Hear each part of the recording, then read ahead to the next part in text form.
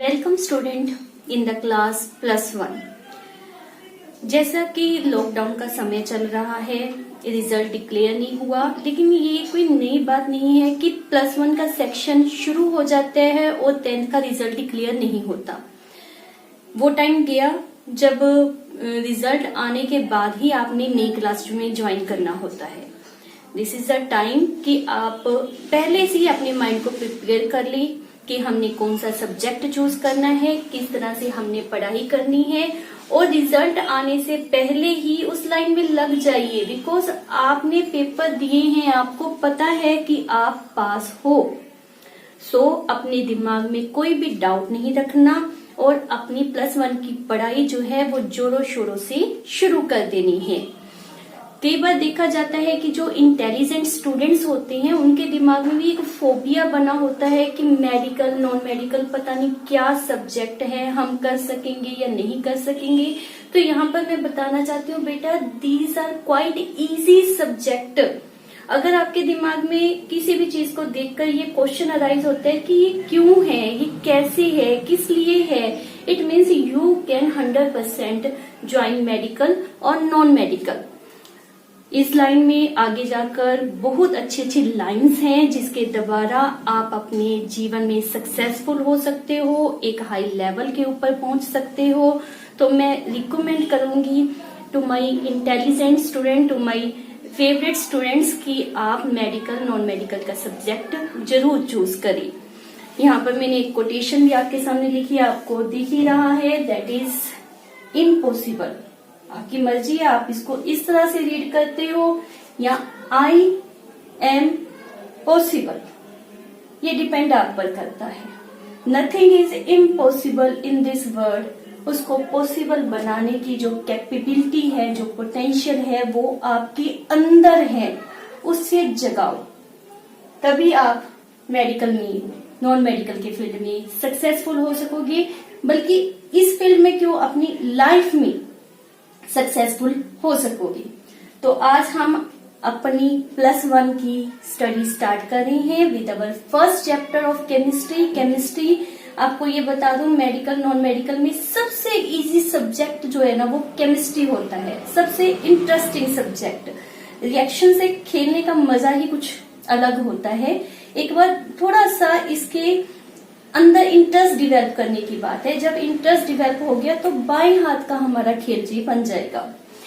हमारे first chapter का नाम है बेसिक कंसेप्ट ऑफ केमिस्ट्री। इसमें हम केमिस्ट्री के रिगार्डिंग, क्या होती है केमिस्ट्री, कितने पार्ट्स हैं, क्या इसके लिए बेसिक चाहिए जो फर्दर अलग अलग लेसन में आपको काम आएगा, उसके बारे में स्टडी करेंगे।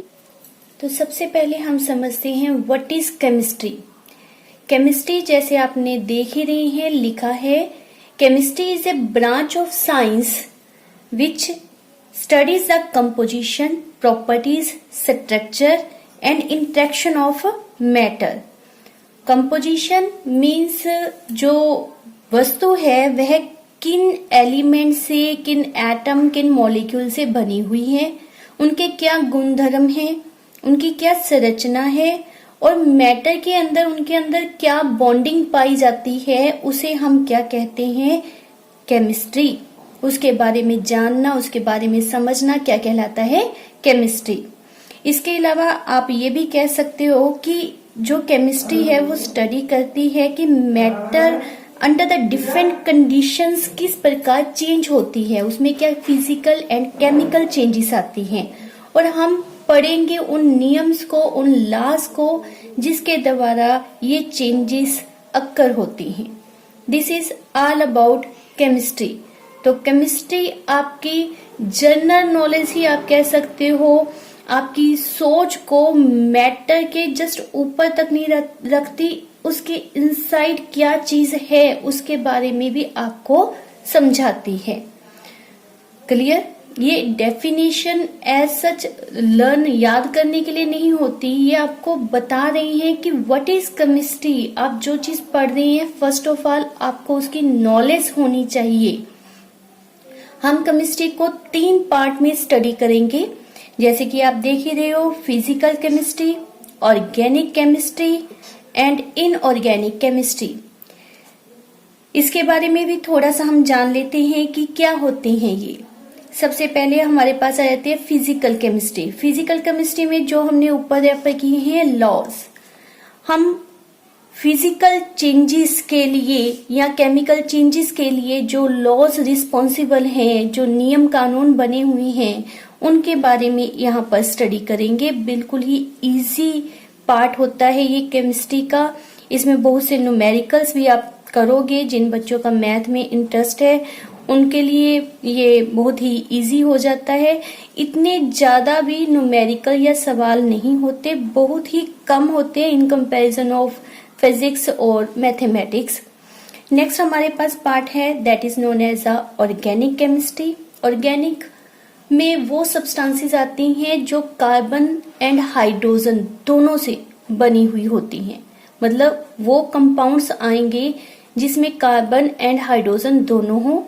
हम इसको ये कह सकते हैं study of hydrocarbon and their derivative. And their derivative means carbon hydrogen तो होगा ही, साथ में फ्लोरीन, ऑक्सीजन, नाइट्रोजन, सल्फर, कोई भी एलिमेंट उसके साथ अटैच हो जाता है, लेकिन कंपल्सरी है कि कार्बन एंड हाइड्रोजन होगा।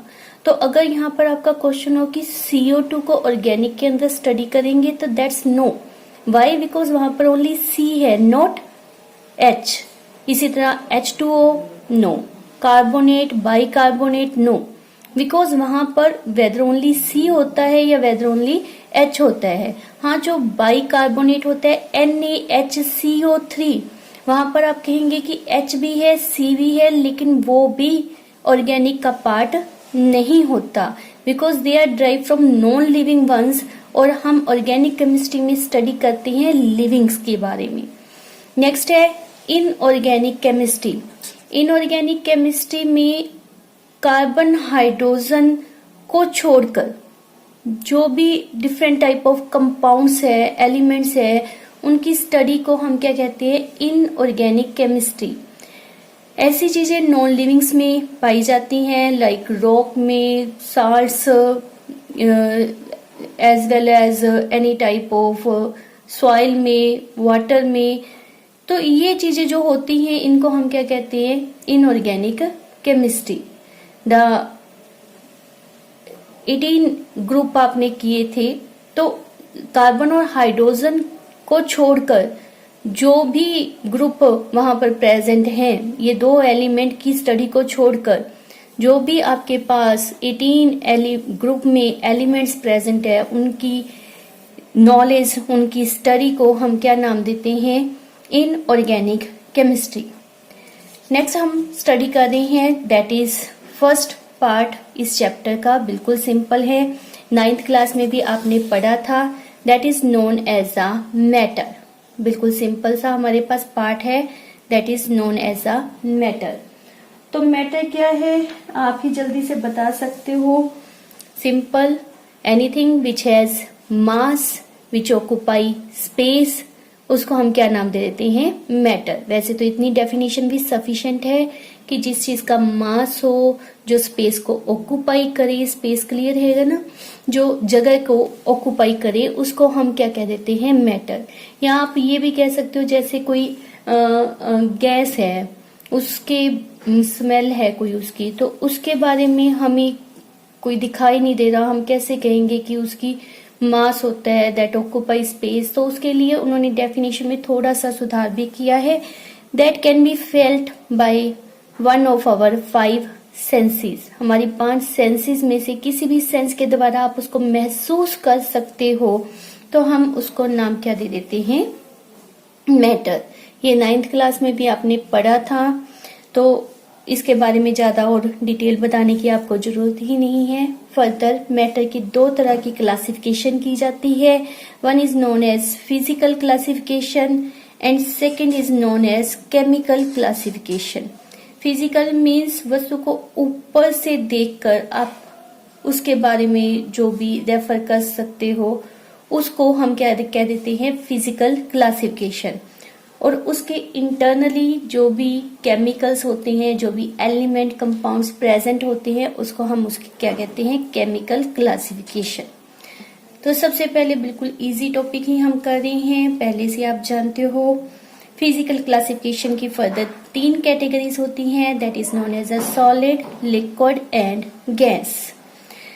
Solid like this marker, duster, copy, pen, ये सारी चीजें क्या है, solid, which have definite shape and definite volume. इसके बहुत से फर्दर कैरेक्टर्स होते हैं जो आप ऑलरेडी 9th क्लास में पढ़ चुके हो। हमें यहाँ पर फिजिकल के लिए ज्यादा डिटेल नहीं चाहिए, सिंपली आपने इतनी बात याद रखनी है कि solid which have definite shape and definite volume, उसे हम क्या कह देते हैं, सॉलिड। और सॉलिड के inside particles are present close to each other, there is very small space between them and there is a strong force of attraction between them. Next is liquid, definite volume तो होगा, means अगर हमारे पास 1 litre milk है तो आप उसे किसी भी कंटेनर में शिफ्ट कर दो, that remain 1 liter. What about their shape? Shape will be change obviously. अगर गोल कंटेनर है, shape will be goal, round हो जाएगी। अगर वो चौरस है, उसी तरह से शेप मॉडिफाई हो जाएगी। तो जिस तरह के कंटेनर में लिक्विड को डाला जाएगा उसी तरह की वो शेप ऑब्टेन कर लेगा। क्लियर? तो there is definite volume but not definite shape. What about gas? Gas में ना तो डेफिनेट उसका वॉल्यूम होता है और ना ही डेफिनेट उसकी शेप होती है, दोनों ही चीजें डेफिनेट नहीं होती। रीजन क्या है कि उसके मॉलिक्यूल्स जो होते हैं उनमें कोई force of attraction, strong force of attraction नहीं होती, बिल्कुल weak type of force of attraction होती है। तो एक दूसरे से बिल्कुल सेपरेटली प्रेजेंट है उसके मॉलिक्यूल और वो इजीली मूव कर सकते हैं, जिसके कारण उसमें ना तो डेफिनेट वॉल्यूम मिलेगा और ना ही डेफिनेट शेप मिलेगी। इस केस में इन बिटवीन का स्ट्रक्चर हमारे पास मिलता है, ना तो वो स्ट्रॉन्गली बॉन्डेड होते हैं और ना ही बहुत ज्यादा स्पेस होता है, ना ही उसमें बिल्कुल ना मिलने वाला मूवमेंट है और ना ही हाई मूवमेंट है। इन बिटवीन की कंडीशन यहाँ पर पाई जाती है। तो weak type of force of attraction, not weakest, weak type of force of attraction यहाँ पर मिलती है। एग्जाम्पल भी आई थिंक आप जानते ही हो सॉलिड के लिए, any metal except the case of mercury obviously. तो हमारे पास आयरन, सिल्वर, गोल्ड, कोई भी आप यहाँ पर एग्जाम्पल दे सकते हो। Liquid, methyl alcohol, ethyl alcohol, water, petrol, diesel, any other example. What about gas? Gas का भी आप अच्छी तरह से जानते हो, O2, N2, CO2, NO2, बहुत सी गैसों के बारे में आपने पहले से ही पढ़ा है। होपफुली ये टॉपिक आपको क्लियर हो गया होगा। नेक्स्ट हमारे पास है केमिकल क्लासिफिकेशन। केमिकल क्लासिफिकेशन हम 2 तरीके से करेंगे, pure and mixture.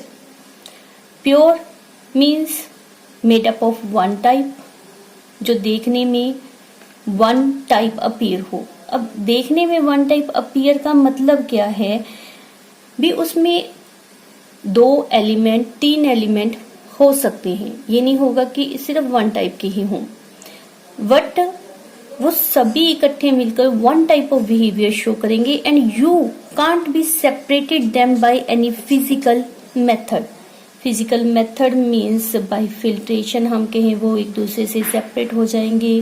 Bye centrifugation means जैसे होता है आपने हाई स्पीड के ऊपर उसको मिक्सी में गेड़ा दे दिया, तो उस तरह से भी सेपरेट नहीं कर सकते। बाय मैग्नेटिक मेथड भी चुंबक डाली और दोनों चीजें सेपरेट हो गई, तो वैसे भी आप उनको सेपरेट नहीं कर सकते। तो that means by any physical method अगर आप किसी सब्सटेंस के अंदर प्रेजेंट चीजों को सेपरेट ना कर सको तो दैट इज प्योर वन।